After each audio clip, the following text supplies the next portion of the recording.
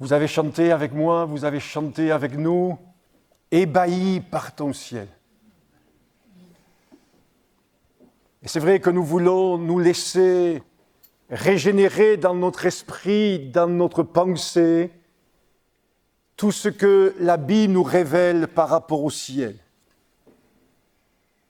Et il y a quelque chose que le Seigneur nous révèle dans sa parole, que nous ferons au ciel, c'est que nous prendrons avec lui ce repas particulier, ce repas du pain et de la coupe. Et ce matin, avant de prendre le repas du Seigneur, je voudrais que nous puissions nous remémorer ensemble ces passages de la parole de Dieu qui nous parlent du ciel. Il est vrai que souvent, nos regards se portent sur la terre, les choses d'ici-bas. Notre pays de France aujourd'hui est préoccupé par ce qui va sortir des urnes. Et nous pouvons largement le comprendre. Et nous sommes des fois préoccupés. Une majorité des foyers français, comme ailleurs, sont souvent préoccupés pour joindre les deux bouts.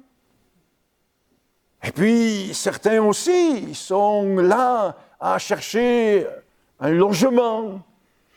Et bien des choses qui sont liées à notre existence ici sur cette terre. Mais Dieu veut que nous puissions ne point omettre dans notre regard, dans notre marche, dans l'expression de notre foi, que notre vie, notre existence ne s'achève pas ici-bas sur cette terre, mais que notre destinée, elle est là-haut, elle est dans le ciel.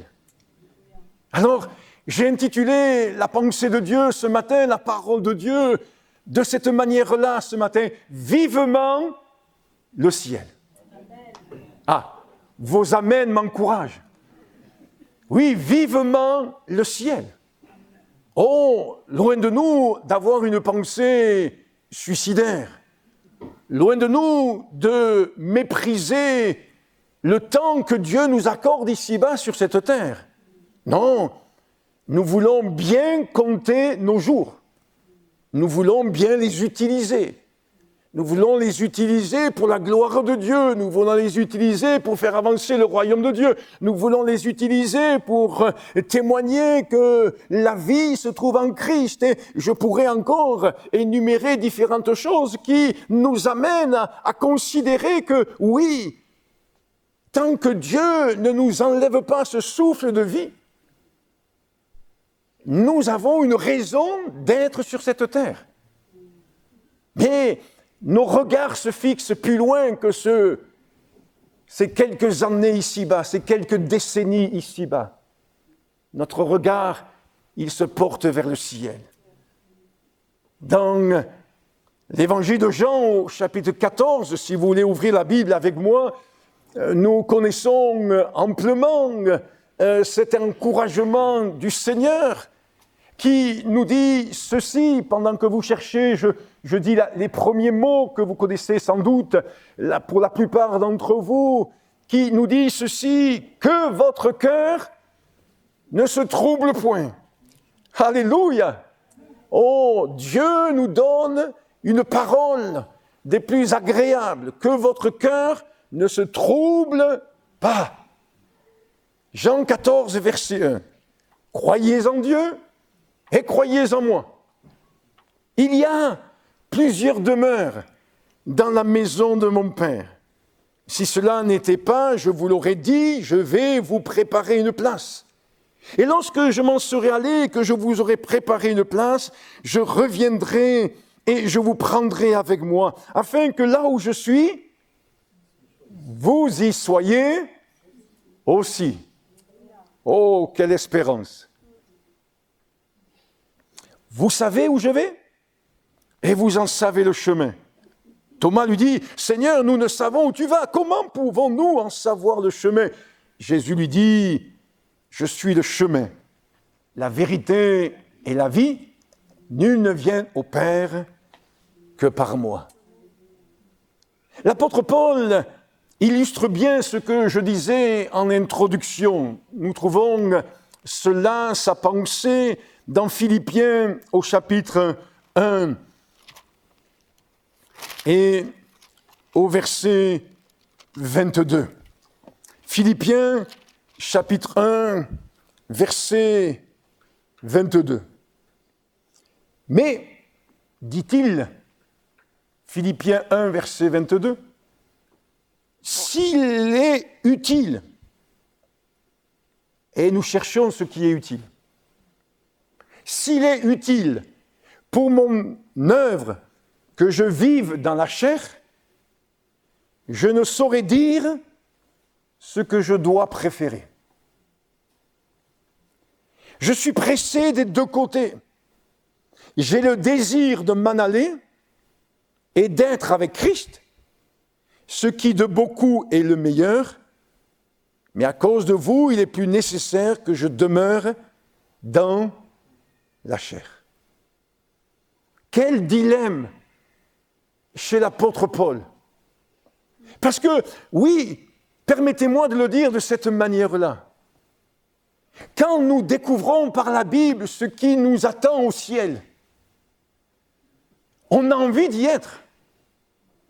Et comme ce que le ciel nous propose est bien meilleur que ce que la terre nous propose, on a envie d'y être. Permettez-moi, même si ça ne colle pas exactement à cette introduction, mais comme des fois les gens disent l'herbe d'à côté est bien meilleure. Eh bien, j'aimerais vous dire que l'herbe qu'il y a dans le ciel est bien meilleure que cette herbe fanée, séchée, qu'il y a dans ce monde. Et nous voulons, oui, être là, renouvelés dans cette vision que ce qui attend l'enfant de Dieu, le racheté, celui et celle qui est sauvé, pardonné, purifié de tous ses péchés et qui est passé par la nouvelle naissance, qui est appelé enfant de Dieu, qui est devenu enfant de Dieu et dont l'Esprit de Dieu atteste à son esprit qu'il est enfant de Dieu. Il y a cette assurance que son nom est inscrit dans les cieux, dans les livres de vie, dans le livre de vie, et qu'un jour, nos yeux verront Jésus. Un jour, nos yeux verront Jésus. J'exhortais une grand-mère de 90 ans, chrétienne, et je lui rappelais ce chant magnifique. Je sais qu'un jour, mes yeux verront Jésus. Quelle espérance! Quelle bénédiction! Et tout à l'heure, nous aurons l'occasion, ça change un peu la tradition du culte de ce habituel, mais nous aurons l'occasion de prendre le pain et le vin dans un instant, ou le pain et la coupe. Et quelque part, mon cœur désire que nous puissions tout à l'heure, quand nous prendrons le pain et la coupe, quelque part, pas simplement nous rappeler de la croix, pas simplement nous rappeler de la résurrection de Jésus, mais quelque part nous rappeler de cette promesse de Jésus que le prochain repas que nous prendrons avec lui, c'est là-haut, et il sera composé de pain et du fruit de la vigne, qui nous rappellera ou qui nous amènera à considérer que oui, si je suis entré dans le ciel, si je peux accéder au ciel, ce n'est pas par mes mérites, mais comme on l'a chanté tout à l'heure, parce que Jésus s'est dépouillé pour se sacrifier. Oh, vivement le ciel. Oui, quelle espérance. Vous savez, je ne sais pas comment vous fonctionnez dans votre pensée, dans votre esprit, mais quand on sait qu'on va faire quelque chose de bon, ça aide, ça encourage. Quand vous êtes comme dans une spirale infernale, quand vous êtes dans une situation qui ne fait que s'empirer et il n'y a pas d'issue agréable, favorable, il y a de quoi être abattu jusqu'au plus profond de son âme. Mais quand vous savez que oui, il y a des combats, il y a des luttes, quand vous savez que oui, il y a des épreuves, oui, il y a des situations très délicates, douloureuses dans ce monde, dans cette société, ici-bas sur cette terre, parce que le prince de ce monde met son oppression de plus en plus, l'adversaire de nos âmes oppresse de plus en plus l'humanité, mais que vous savez que au bout du tunnel, il y a le ciel. Au bout du tunnel, il y a la lumière. Au bout de ce désert, il y a le Canaan. Au bout de ce pèlerinage, il y a la terre promise. Il y a le ciel. Ce ne peut être qu'un encouragement. Ce ne peut que régénérer notre foi. Ce ne peut que nous encourager à persévérer. Ce ne peut que nous encourager à poursuivre le bon combat de la foi. L'apôtre Paul dira par ailleurs, et je ne veux pas être trop avec de nombreux versets, passages ce matin, mais il dira ceci, si c'est dans cette vie seulement que nous espérons en Christ, nous sommes les plus malheureux de tous les hommes. Cette phrase, je l'associe à ce que je viens de vous dire, parce que c'est vrai. Si c'est seulement dans cette vie que nous espérons en Christ, nous sommes les plus malheureux. Mais je mettrai la phrase autrement et je dis ceci, puisque nous sommes des hommes et des femmes qui espérons en Christ, nous sommes les plus heureux. Nous sommes les plus heureux. Parce que le meilleur est devant nous. Et parce que notre destinée est dans les mains du Seigneur. Alors vivement le ciel. Ce ciel qui s'est ouvert. Ce ciel qui s'est ouvert. Jacob, cet homme de l'Ancien Testament, fuit un problème, fuit un conflit. Il fuit une situation particulière dans sa famille. Il fuit sans savoir trop où aller. Et puis, c'est l'heure de dormir. Il prend une pierre et il s'en sert d'oreiller. Je ne sais pas si vous servez d'oreiller, de pierre pour oreiller, mais lui, il se sert d'oreiller. La vie est dure. Et il s'endort. Et là, il a un songe. Quel songe extraordinaire. Le ciel est ouvert au-dessus de sa tête. Il voit une échelle, des anges descendent, monter. Et qu'est-ce qu'il nous est dit? Il nous est dit que Dieu se tenait au-dessus de l'échelle. Le ciel s'est ouvert. On le chante parfois dans ce cantique qui dit « Le ciel a ouvert ses fenêtres ». Bien sûr, c'est une image. N'allez pas chercher des fenêtres au ciel. Mais le ciel a ouvert. Le ciel s'est ouvert.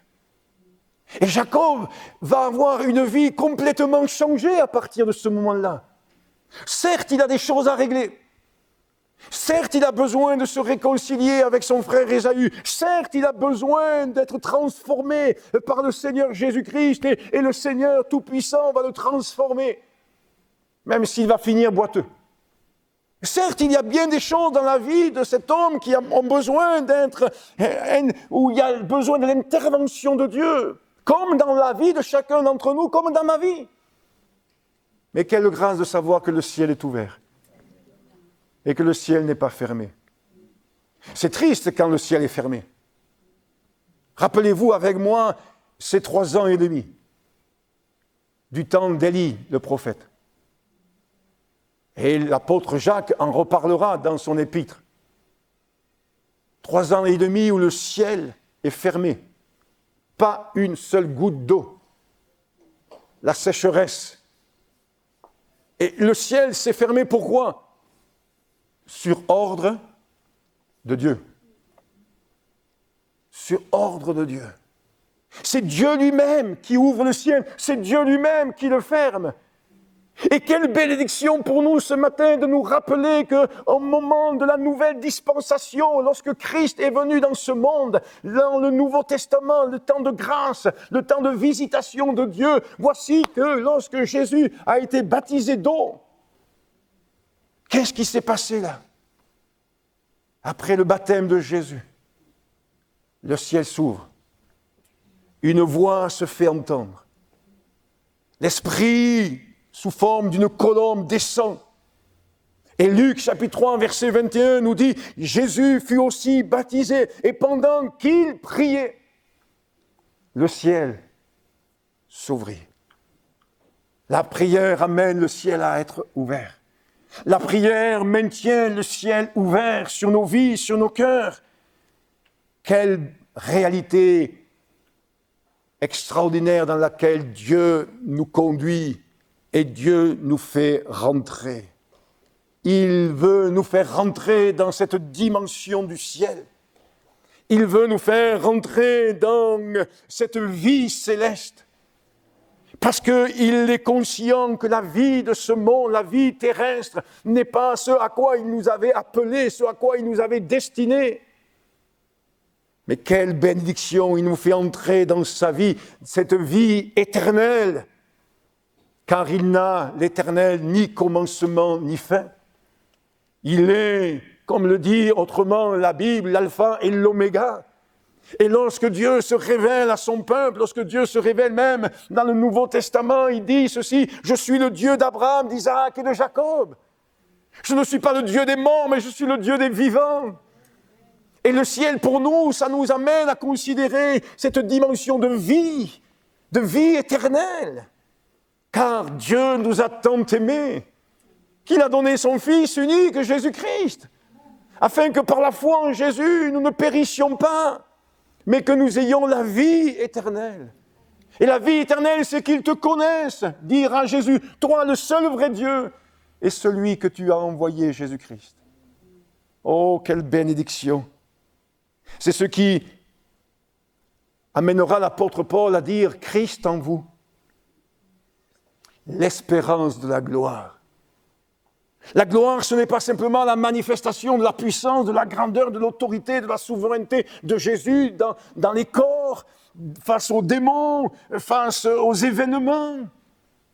Mais la gloire, c'est cette présence de Dieu, révélée suffisamment. Je sais que certains auraient aimé que l'Apocalypse, entre autres, et d'autres textes de la Bible, nous révèlent encore plus la gloire de Dieu, encore plus le ciel, la majesté divine, la beauté céleste.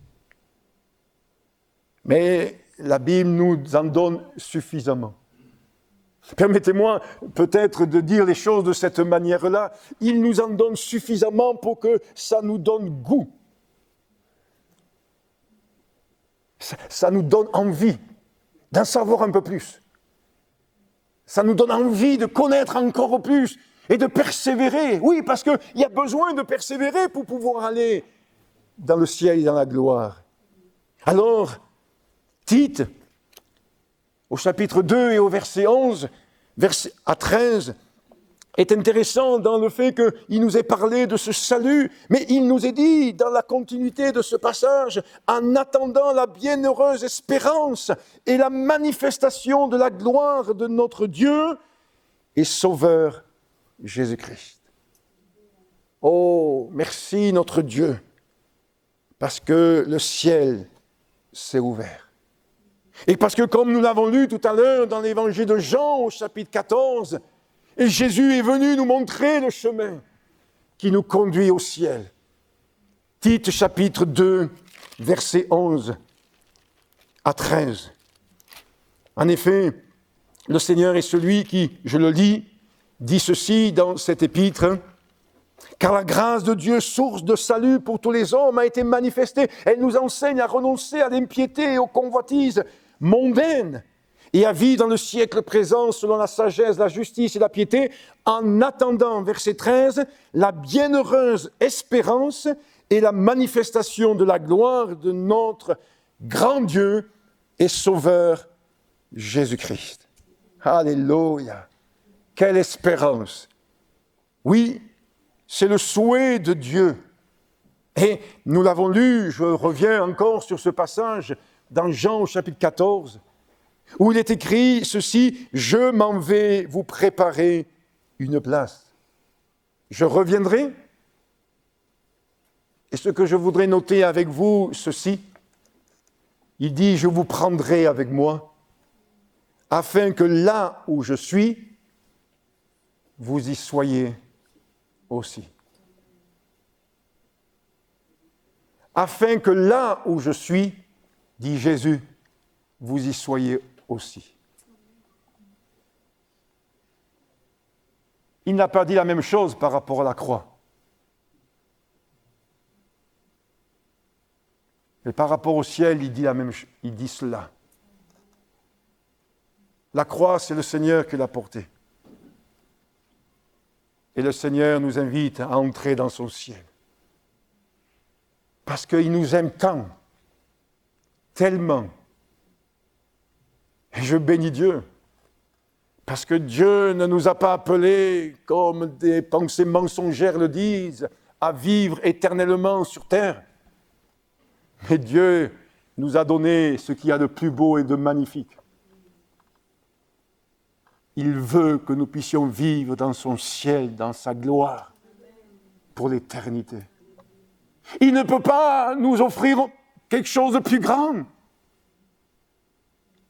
Il ne nous a pas appelés à vivre quelque chose de médiocre, quelque chose qui soit amélioré par rapport à la situation que nous vivons aujourd'hui en tant que chrétiens sur cette terre. Non, il nous convie au repas des noces de l'agneau.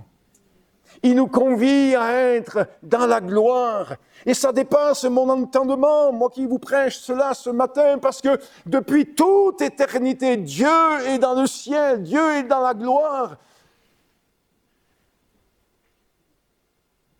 Et il nous fait entrer dans cette gloire. Il nous fait entrer dans ce ciel.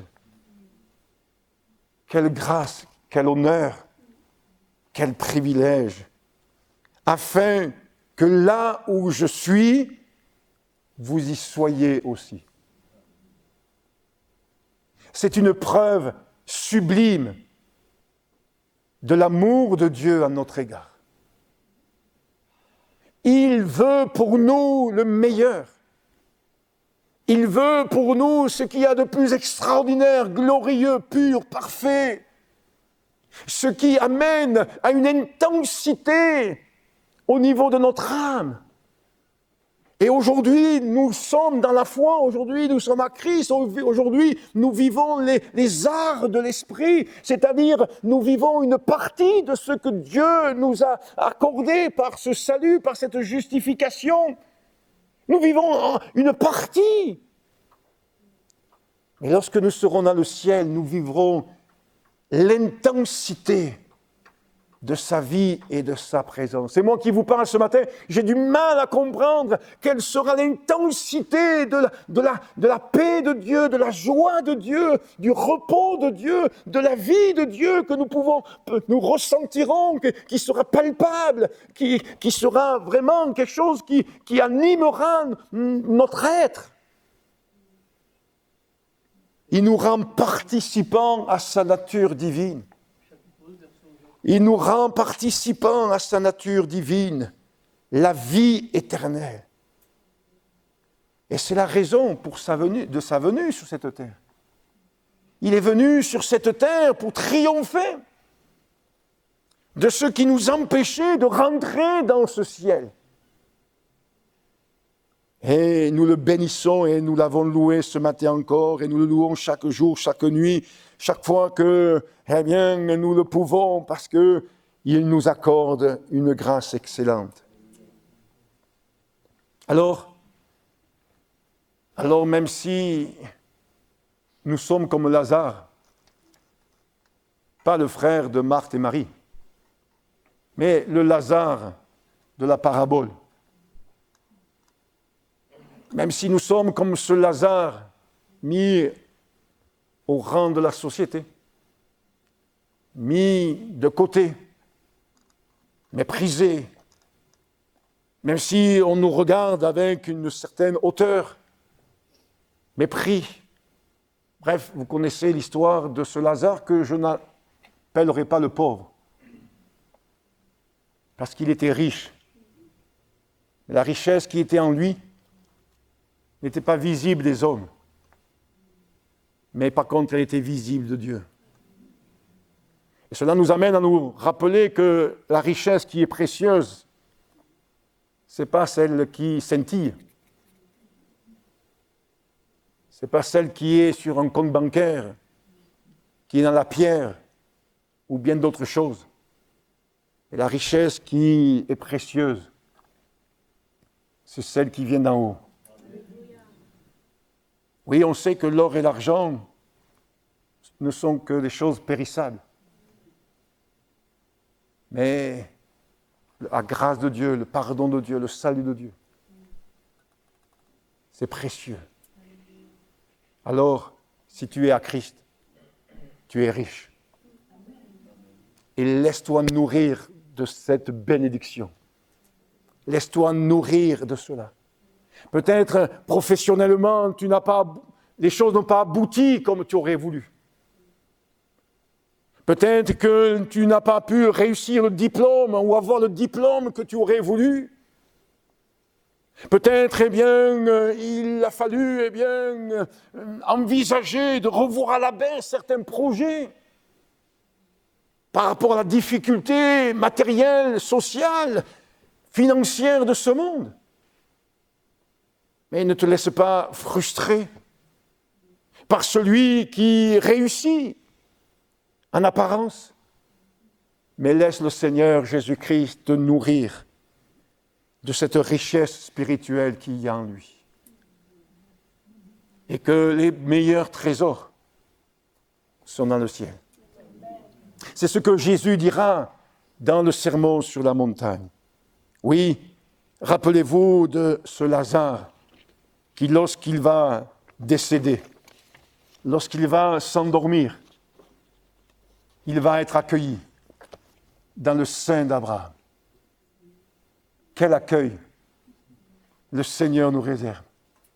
Le plus beau des accueils. Je ne sais pas si ce matin, vous vous êtes sentis bien accueillis dans ce lieu. On essaye de faire le maximum pour bien accueillir. Mais ce n'est pas évident, on est limité dans l'expression. Mais quelle grâce, dans le ciel, nous serons tous, sans exception, accueillis. Il n'aura pas besoin de montrer ton CV. Je ne sais pas comment on va se présenter devant Dieu. Moi, j'ai mis la cravate parce que j'aime honorer les gens devant qui je parle et honorer Dieu. Ça, c'est mon point de vue. Mais peut-être que je n'aurai pas de cravate lorsque je rentrerai dans le ciel. Qu'importe. L'essentiel, c'est de savoir qu'on va être accueillis. Parce que nous serons couverts par le sang de Jésus. Parce que nous serons revêtus d'un vêtement de justice. Et ce vêtement de justice, il sera le même pour tous. Parce que c'est Jésus qui l'a accompli à la croix du Calvaire. Quelle bénédiction, quelle grâce. On ne connaîtra pas la mort. Mais du moment où notre cœur cessera de battre, nous endormirons. C'est comme ça que la Bible présente les choses et nous nous retrouverons en un claquement de doigts dans la présence de Dieu. Dans cette salle d'attente où on n'attendra qu'une seule chose, c'est que les portes de la salle des noces s'ouvrent et que par milliers nous entrions pour célébrer l'agneau de Dieu. Et alors ce sera les noces, alors ce sera ce repas, cette festivité extraordinaire. Oh, quelle bénédiction!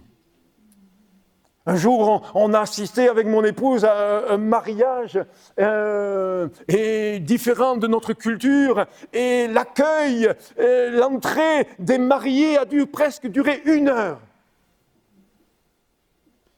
1 heure! Pendant 1 heure, nous étions debout à taper au rythme de la musique et laisser entrer les mariés. Je ne sais pas combien de temps ça va durer au ciel, l'entrée du marié. Nous, on est la mariée. Je ne sais pas combien de temps ça va durer, parce que le temps n'existera plus. La notion du temps aura disparu. Quelle grâce, quelle bénédiction de pouvoir célébrer celui qui nous a sauvés et pardonnés. Oh, vivement le ciel. Oui, vivement le ciel. Vivre avec Jésus dans le ciel. J'ai sorti pour après la prédication un vieux cantique où il est dit ceci, contempler mon Dieu sur son trône. Vivre avec Jésus dans le ciel. Et je souhaite qu'en le chantant tout à l'heure, nous puissions vraiment être saisis par un esprit, l'esprit de Dieu, cet esprit de joie, cet esprit, j'allais dire, oui, de fête, que l'esprit de Dieu est capable de communiquer, pour nous dire, oui, ça va bientôt arriver. Ça va même peut-être très bientôt arriver. Vivre avec Jésus dans le ciel. Alors je termine en vous rappelant que le ciel sera un lieu de repos. Je suis sûr que chacun d'entre nous, les uns les autres, on aspire à un temps de repos. Et on trouve difficilement le repos pour notre esprit. Je bénissais Dieu ce matin parce que j'ai bien dormi.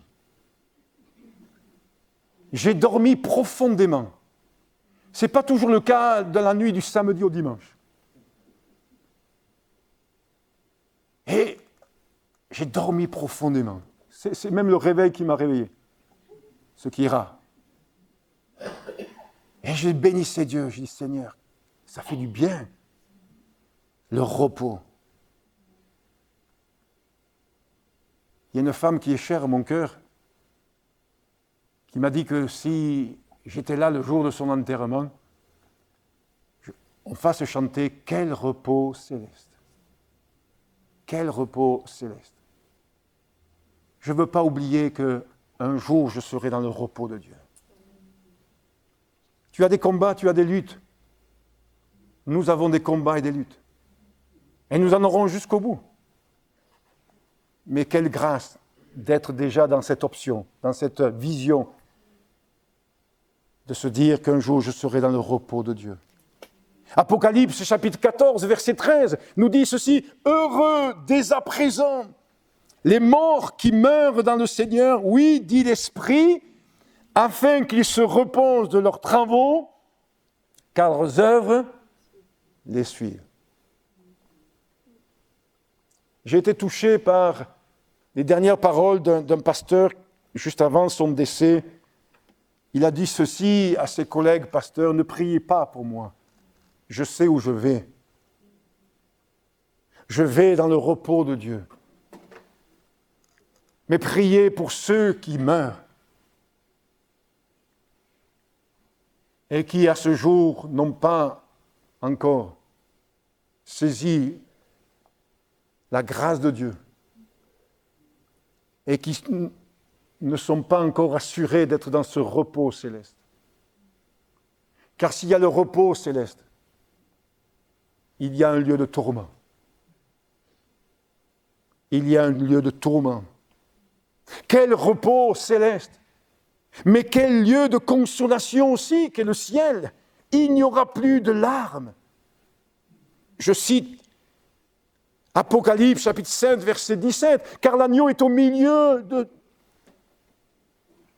du trône, car l'agneau qui est au milieu du trône les paîtra et les conduira aux sources des eaux de la vie, et Dieu essuiera toute larme de leurs yeux. » Et cela est répété au chapitre 21, verset 4, « Il essuiera toute larme de leurs yeux, et la mort ne sera plus, il n'y aura plus ni deuil, ni cri, ni douleur, car les premières choses ont disparu. » Alléluia!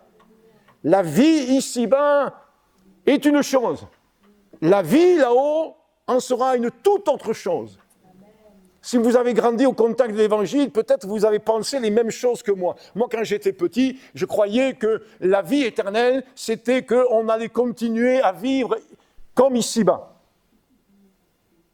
Et il y a de quoi, eh bien, ne pas chercher à être sauvé lorsqu'on pense les choses de cette manière-là. Si c'est pour continuer éternellement de vivre les mêmes choses qu'ici-bas, ça ne vaut pas le coup. Mais gloire à Dieu, la Bible nous révèle que ça n'a rien à voir avec la vie d'ici-bas. Et que la vie de là-haut sera tout autre, une vie de consolation. La consolation de Dieu nous sera accordée. Et puis c'est un lieu de joie, le ciel. Rappelez-vous des paraboles, des talents, des mines. Dans Matthieu chapitre 25, par exemple, où il est dit ceci, « Entre dans la joie de ton maître. » Oh, quelle festivité, quel festin, quelle joie, quelle allégresse. Alléluia. Et puis, quand même, notons-le, le ciel, ça sera un lieu de sainteté, un lieu de pureté. Apocalypse 21, qui nous parle du ciel en nous parlant de la Jérusalem céleste, un nouveau ciel, une nouvelle terre, nous parle de la ville sainte. Aujourd'hui, quand on parle de la capitale d'Israël, eh bien, Jérusalem, les gens disent que c'est une ville sainte. Pourquoi ? Parce qu'il y a toutes sortes de monuments religieux et toutes les religions se sont procurées un terrain là-bas sur place. Mais ce n'est pas une ville si sainte que ça, allez-y. Côtoyez des gens qui vivent là-bas et vous verrez que il y a des tensions, il y a des conflits, etc. Mais quelle grâce, le ciel est un lieu saint, un lieu pur, un lieu débarrassé de toutes choses mauvaises, ténébreuses. Et puis, allez, avant de conclure, c'est un lieu de gloire, un lieu de lumière. Moi, j'aime la lumière. Et la lumière nous parle dans la Bible. On est appelé à être des gens de la lumière, des hommes et des femmes de la lumière. On n'est pas appelé à marcher dans les ténèbres, mais à marcher dans la lumière, etc. Je vous fais juste allusion de quelques versets concernant la lumière, mais dans l'Apocalypse chapitre 21, il nous est dit ceci. La ville n'a besoin ni du soleil, ni de la lune pour l'éclairer. Car la gloire de Dieu l'éclaire. Et l'agneau et son flambeau, car là, il n'y a point de nuit. La nuée dans l'Ancien Testament était comme une préfiguration des choses qui concernent la gloire. Alors, quelle espérance glorieuse, quelle bénédiction, et que nous puissions aimer dès à présent ce que le Seigneur nous a préparé. Aimer dès à présent ce que le Seigneur nous a préparé. Même si nous ne savons pas dans les détails, que nous puissions déjà chérir ce ciel, aimer ce ciel. 2 Timothée, chapitre 4, verset 8, nous dit « À tous ceux qui auront aimé son avènement ». Et je termine, parce que c'est pour nous une source d'encouragement, avec cette parole de Job, Job qui dit ceci, qui languit après ce jour. Que nous ayons aussi cette disposition de cœur qui nous amène à dire avec Job, oui, je languis de ces choses-là. Je les souhaite, je les désire, je les veux. Je disais au Seigneur Jésus, oui, je veux te montrer que il me tarde cet événement. Pourquoi ? Parce que ça montre que j'ai de l'intérêt, que je suis intéressé par ce qu'il a préparé pour moi. Un peu comme cet enfant qui dit à ses parents, qui dit « Alors, c'est quoi le cadeau pour mon anniversaire ? Alors, c'est quoi le cadeau que je vais avoir Noël ? Qu'est-ce que tu m'as acheté ?»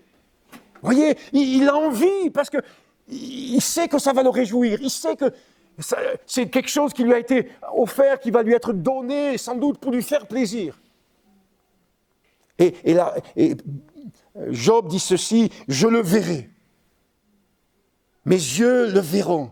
Il me sera favorable et non se donnant. Mon âme languit d'attente au-dedans de moi. » Que cette attente soit renouvelée en nous, soit un sujet de joie. Et si tu passes par des combats, par des luttes, lève les yeux. Et le ciel est ouvert. Lève les yeux parce que ton nom est inscrit dans le livre de vie.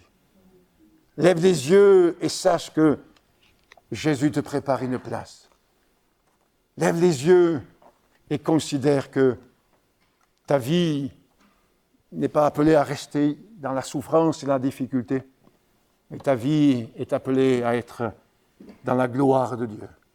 Alors, frères et sœurs, vivement le ciel. Alléluia. On se recueille. J'invite Émile et j'invite Claude Tocanier à s'approcher de la table du Seigneur et nous allons prendre ce pain en se souvenant de cette promesse du Seigneur qu'un jour nous prendrons ce repas dans la gloire. Seigneur, merci pour cette destinée qui nous a été révélée, qui nous est révélée par ta parole. Merci d'être non seulement venu dans ce monde nous accorder par ton sacrifice cette œuvre de justification, mais merci, mon Dieu, d'être allé auprès du Père et de préparer une place pour chacun d'entre nous. Merci, Seigneur, pour ce livre de vie qui sera ouvert.